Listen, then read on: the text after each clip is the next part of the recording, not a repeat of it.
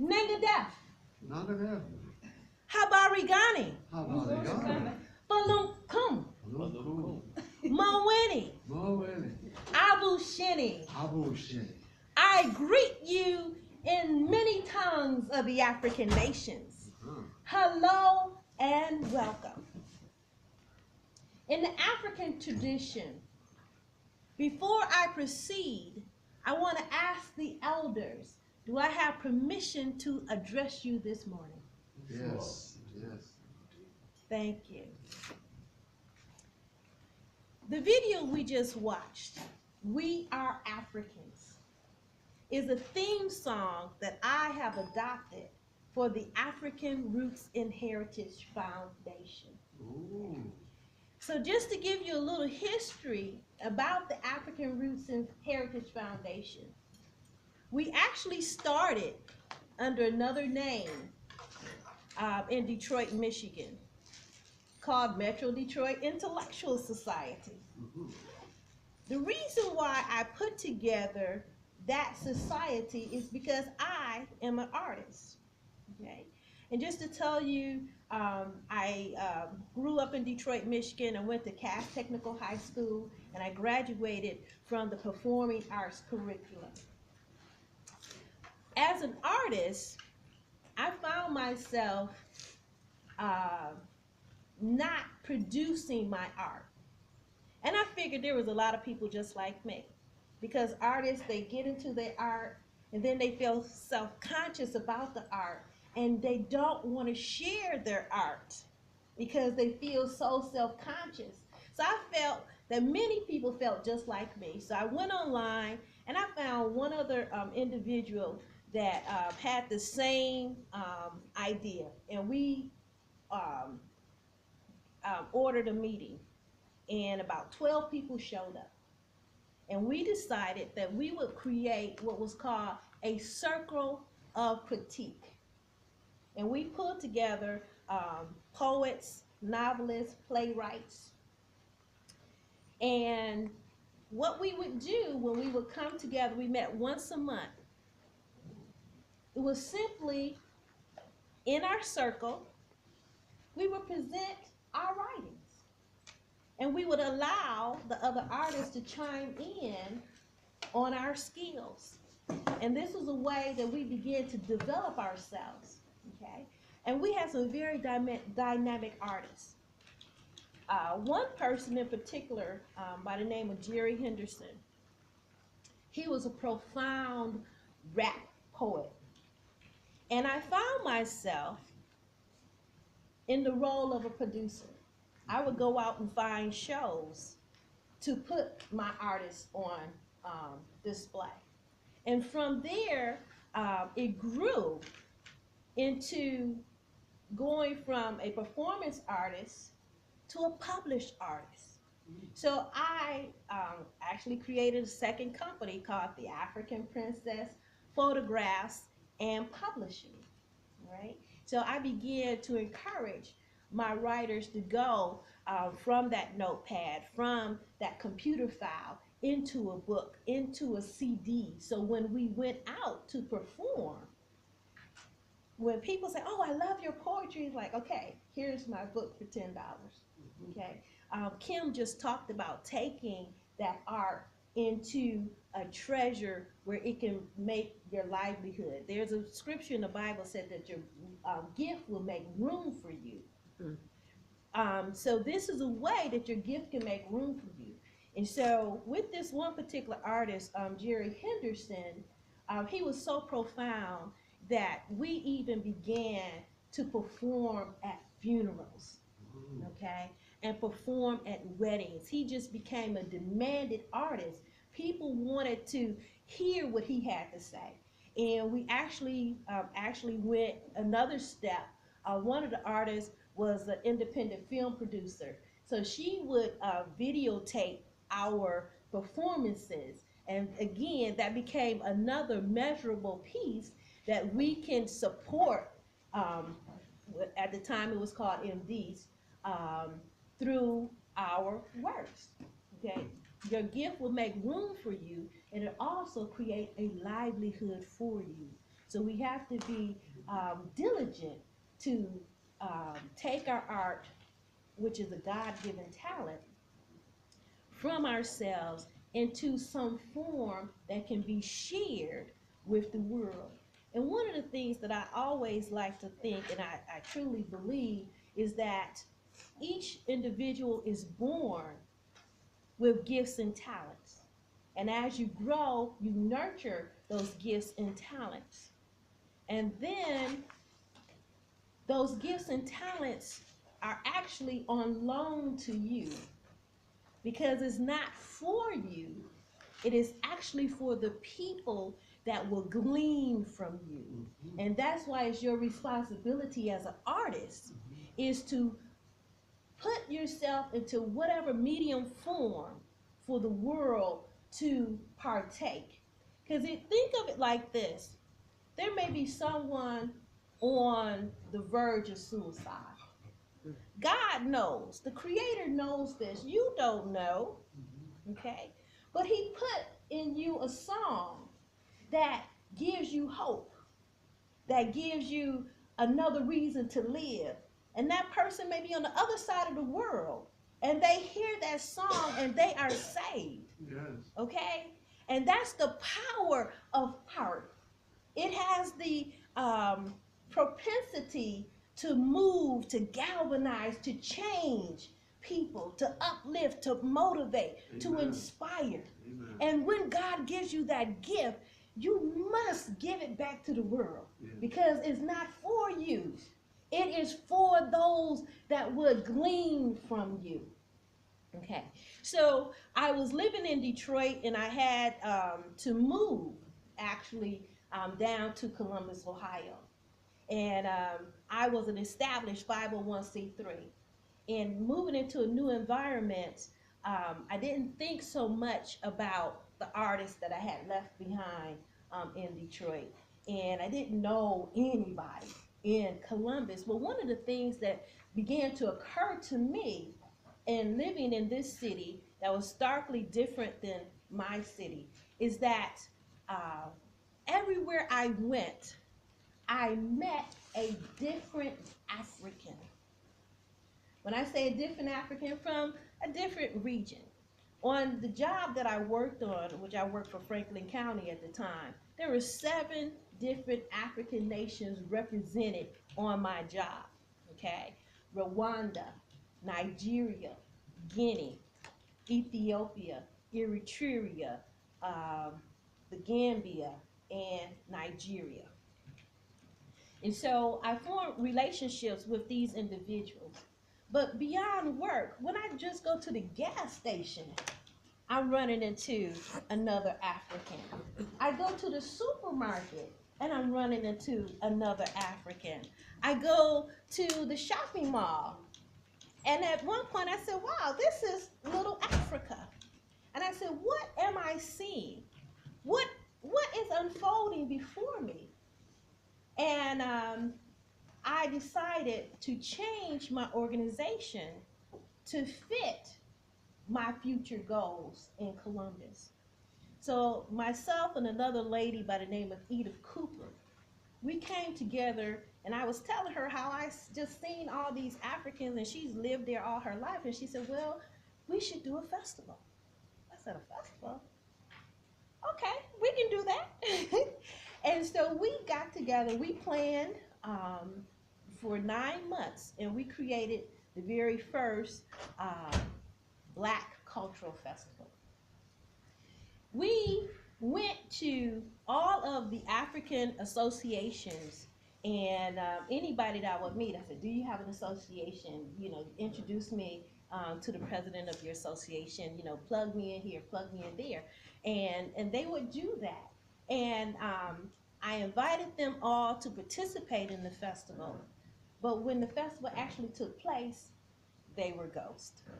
And I said, well, they said they were going to come, and how come they're not here? And I didn't understand. But I came to know that the Africans did not identify with the term Black. So that was my first challenge.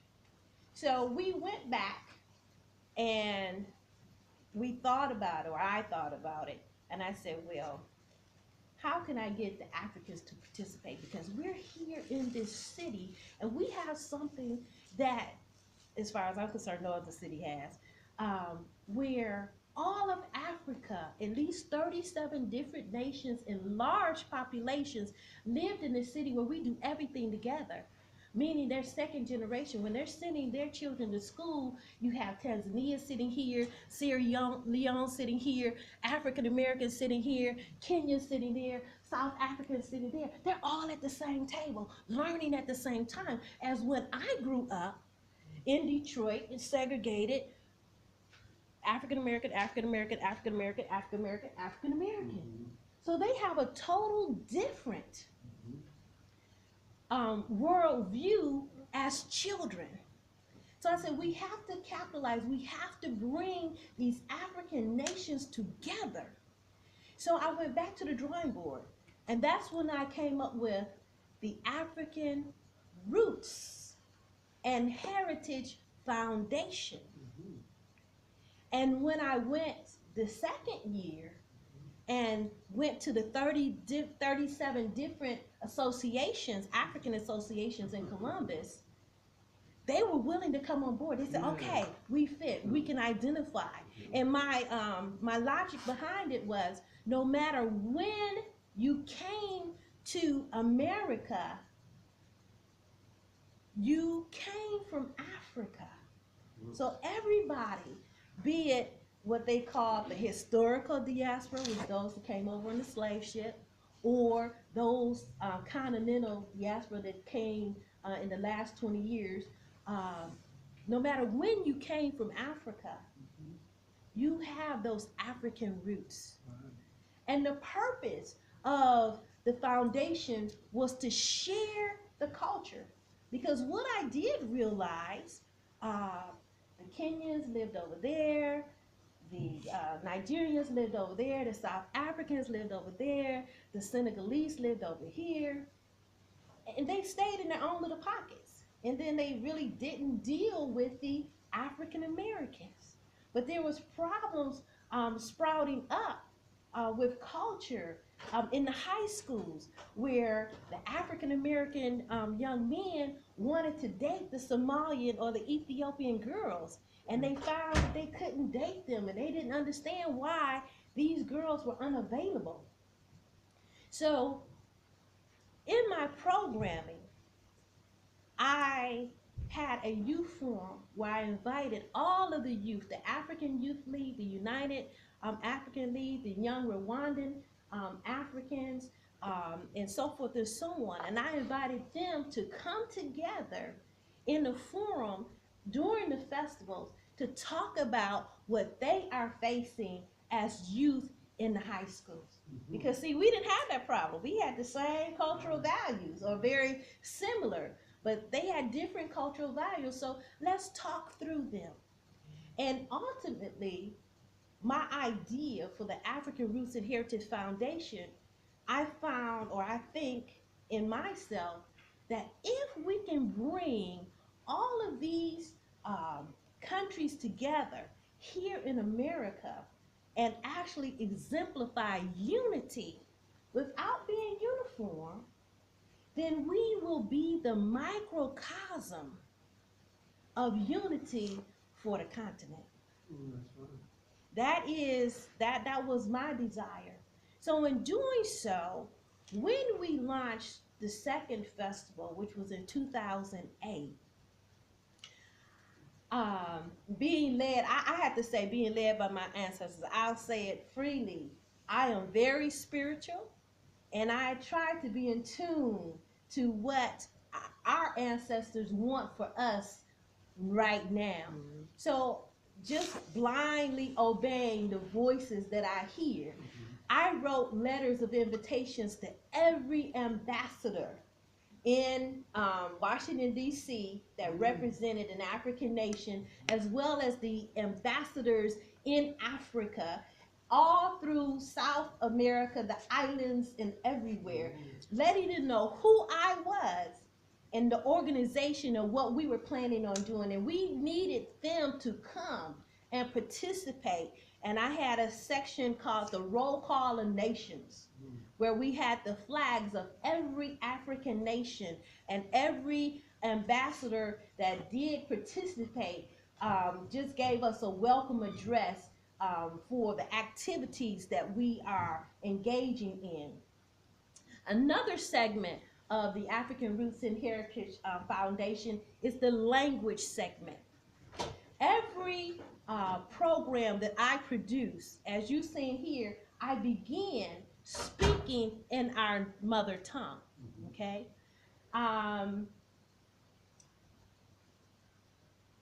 With the language, if I say comment allez-vous, those pretty much recognize that that is French.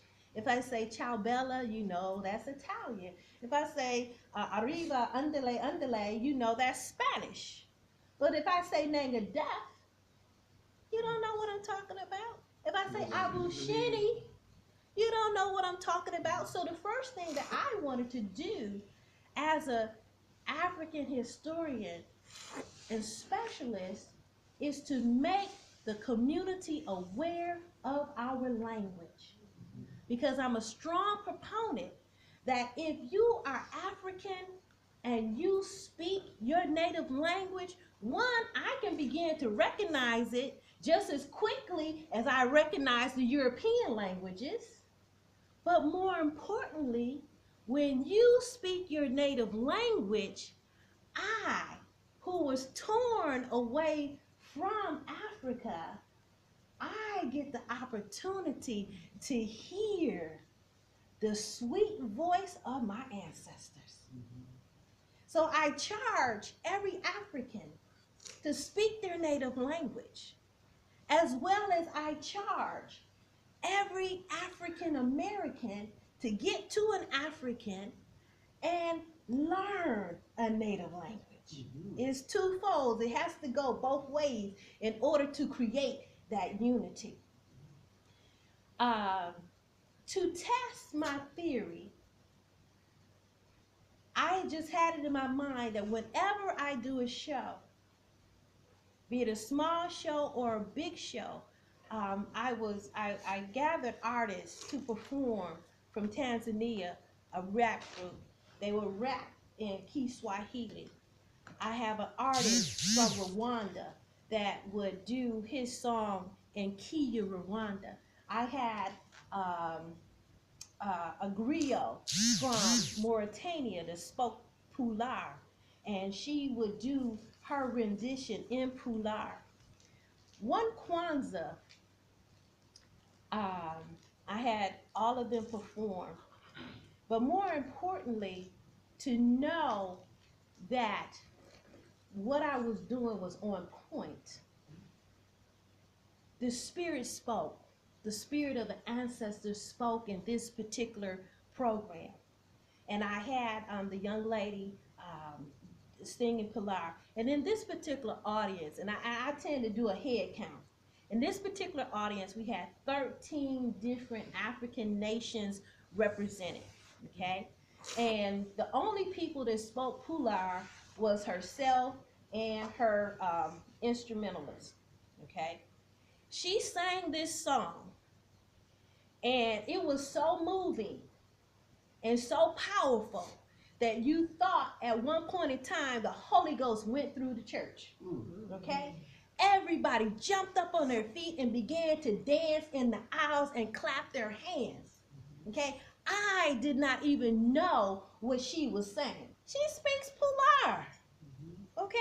And like I said, there was over 200 people in the audience, but of those 200, only her and her accompanist spoke Pular. So after she sang, I asked her, I said, what was your song? What was your message about? And she said, I was singing about brotherhood and unity. And at that moment, I realized that we have to hear the African voice. Even if you don't understand the words, the spirit of it will move through you. Inshallah. and bring you together in unity on one accord. I witnessed it with my own eyes. And I knew that's what the ancestors wanted us to do. So we must speak the language. We must learn the language. We must take pride in the language. I had an opportunity. Back in 2000, I was in South Africa.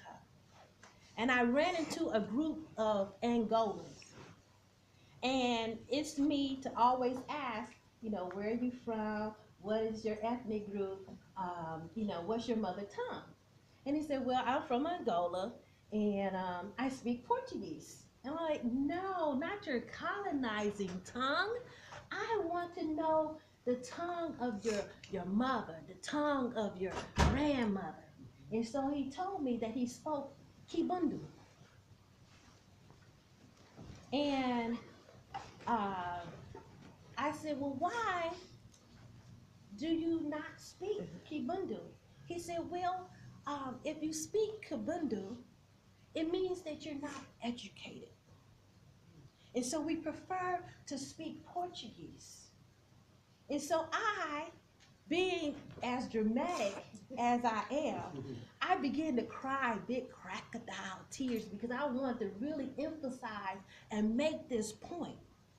I cried. I said, you're in Africa and you have allowed them to take away your mother tongue and you're on the land? I said, I'm in America. I don't know where I'm from. I don't know my mother tongue. And I said, you have to hold on to the language for me. You have to hold on to the language, because if you give it up, then I have no hope. And he said, you must come and tell everybody. He said, I'll make arrangements for you to talk at the university. You must tell everyone this very same thing. We don't have to be ashamed of our language. We do not have to be ashamed of who we are. You speak your language, you make them figure out what you're talking about. Okay? Another incident that I had that I'm proud of, when I did the last festival, which was in 2011, I had an individual call me about 2 weeks before it would convene. And he was from Zimbabwe. And he said, hello, Miss Anita. He said, I want to come and volunteer at your festival. I said, well, it's 2 days and it's hard.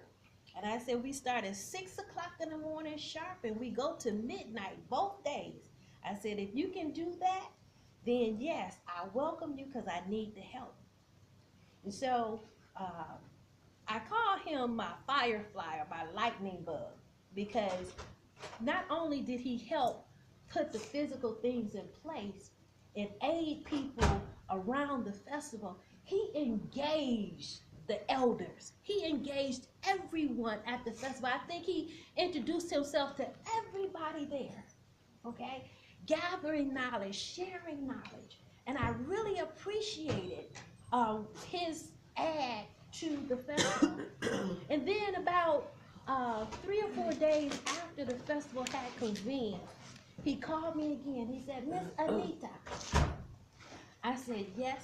He said, I spent all my life in Zimbabwe waiting for the day for me to come to America so I can be an African American. He said, but after 2 days of spending time with you at your festival, he said, I am proud to be from Zimbabwe. And I said, thank you, because that is what I am about. That is what the African Roots and Heritage Foundation is all about. Allowing you, urging you, motivating you to be the best of who you are. Claiming your heritage, being proud of your heritage, There was one time I worked for actually a Mexican company in Detroit, and we did a Black History Month celebration. They asked me to do it, and I organized it. And once we finished with that program, do you know the Mexicans came up to me and said, well, you know, they say we all come from Africa. They were willing to reclaim their African roots. Right. Okay? So if we be the light bearers, Yes. if we are filled with self-respect and self-identity, that would cause and command others to positively Yes. engage us. This is the key for our individual success as well as our collective success. We have to self-identify, okay? Be self-motivated. I don't know how I am on time. I wanted to bring to you our motto. Our motto is celebrating our heritage while confronting the challenges of being Black in America. Okay? That's a powerful thing. Think about it. We're celebrating our heritage while we're confronting the challenge of being Black in America.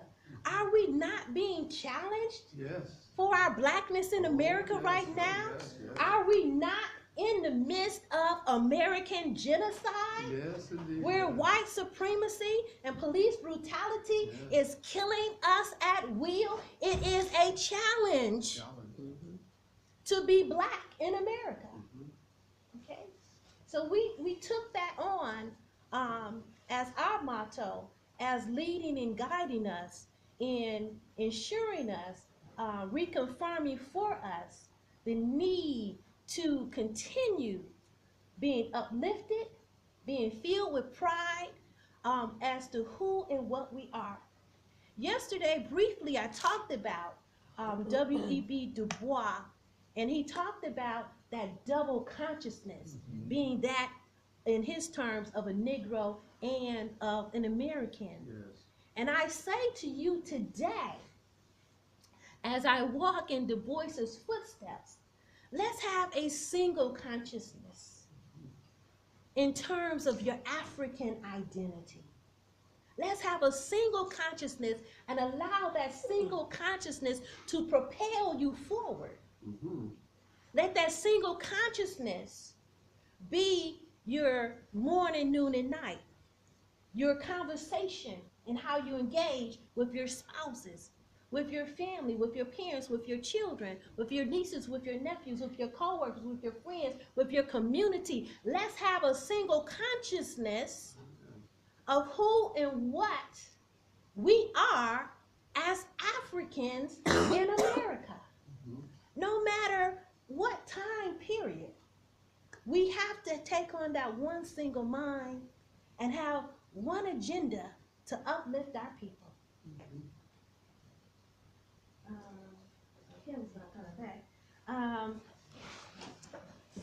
If I can, I don't know, where's my glasses at? There's a one short clip I would like to show. What do you, I can do it probably, if you got it.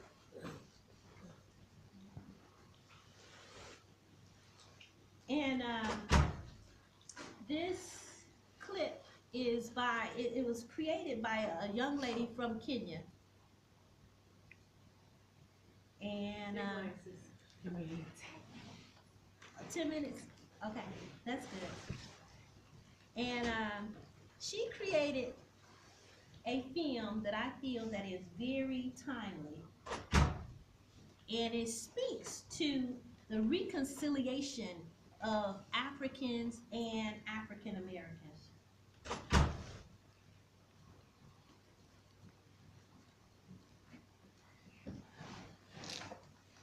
And if you bear with me just a Just a second. But that song you played at first, that's on YouTube. Yes.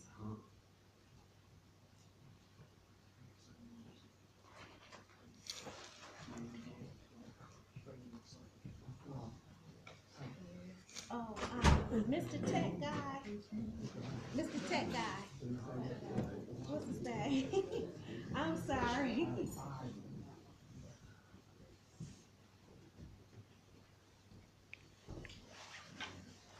Okay, I have a clip that I want to show here. Here it is, right here. So if we can put it on the big screen. And again, this young lady is from Kenya. Her name is Perez Owino. And we're working to bring her and her film here to Baltimore and Washington, D.C. to open up the conversations between Africans and African Americans to break down those barriers and those perceived myths that both sides of the Atlantic have about one another. And last month, there were a few of us here that participated in the Global Diaspora Convention, and we seen a breakdown where Africans were here and African Americans were there, but we need to come here. And I believe this type of medium can help us open up the discussion and learn about ourselves, okay? And if you would play it. No, go back.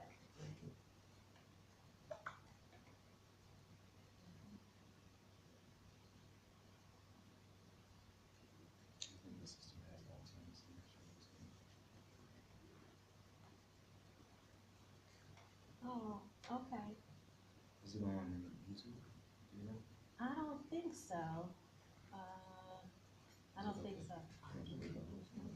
No, it's just a trailer. It's just like a 2-minute trailer. Okay. Okay, well, while he is checking for that, and I apologize for not having that totally ready. What do I want to say? Okay. Right. I wanted to go back to the African Roots and Heritage Foundation. We are a nonprofit organization, and we bring together many artists, like I said, from around the world to participate. In addition to the youth forum and the language forum that we talked about, we also bring the International African Women's Forum, where African women have the opportunity to talk about their experiences and what's going on in their country.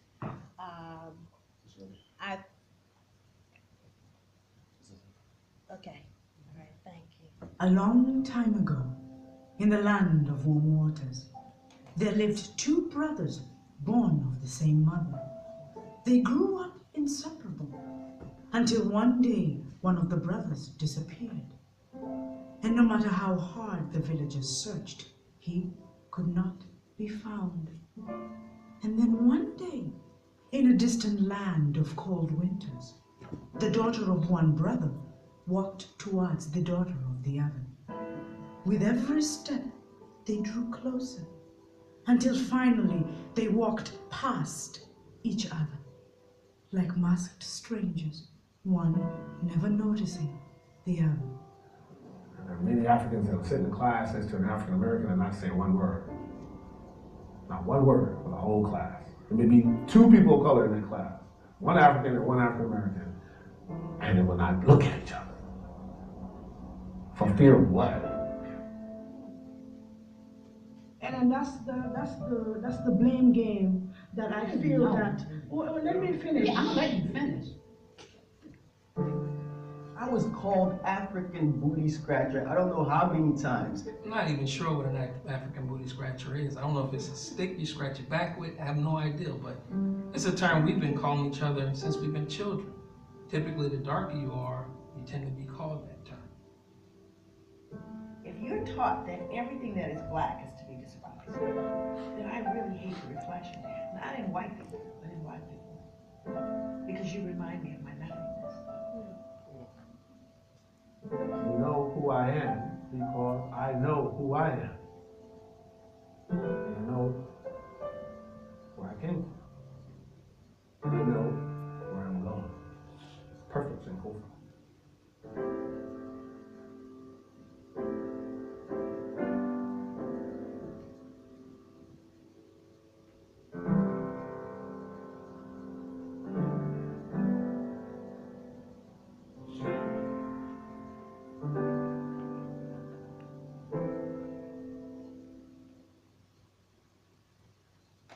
Okay. I want to see that. All right, so we're working to try to bring that film here to the Washington, D.C., Baltimore area.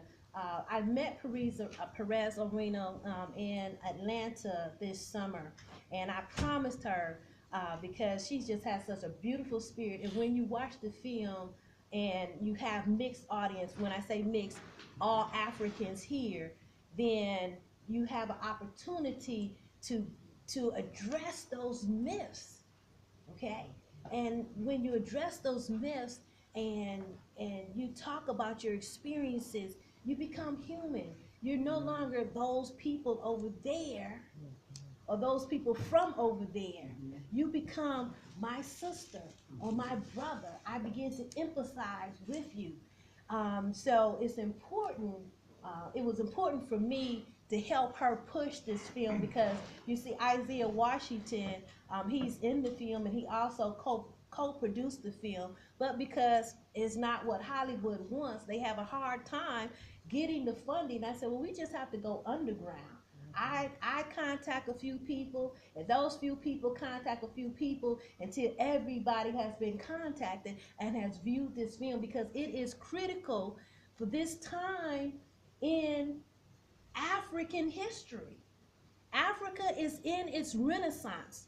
The African Union has extended its hand, and that meeting last month was the first meeting for us to come together and carve out our path. But if we don't know how to talk to one another, we come in with preconceived notions about one another, we'll just bump heads and we'll continue to derail ourselves.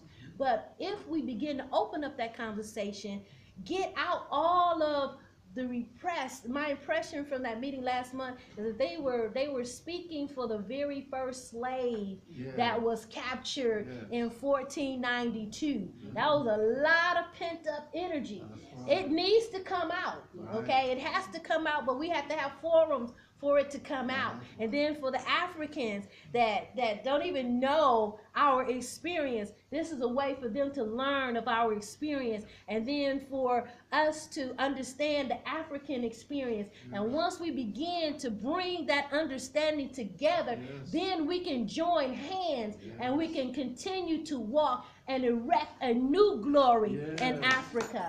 We can erect that new glory, okay? And when I speak of Africa, I mean Africans no matter where they dwell. There are some Africans that will go back to Africa, and there will be Africans that will stay here in America. Wherever you're comfortable, you can be part of that glorious Africa. If you're from Jamaica, if you live in London, if you live in Brazil, if you are black, you are African, and you can participate in that African glory. I own myself in the African Renaissance. I own myself in the future of Africa. I look forward personally for the time that people will say, oh, to be African is to be great, because they say it already when they emulate our parts in here and here. When they emulate us, they're already saying that you're great, but they make you feel bad for your greatness, okay? In order for them to feel better, they have to put you down. But it's coming a time that we will rise. Africa is rising. Africa is rising. Stand up, everybody, and say, Africa is rising. Africa is rising. Africa is rising. And I own the rising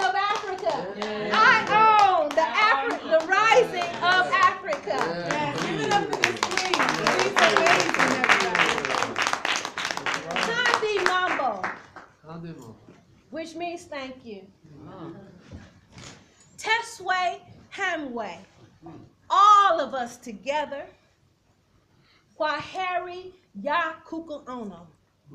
Goodbye until we meet again. Yeah.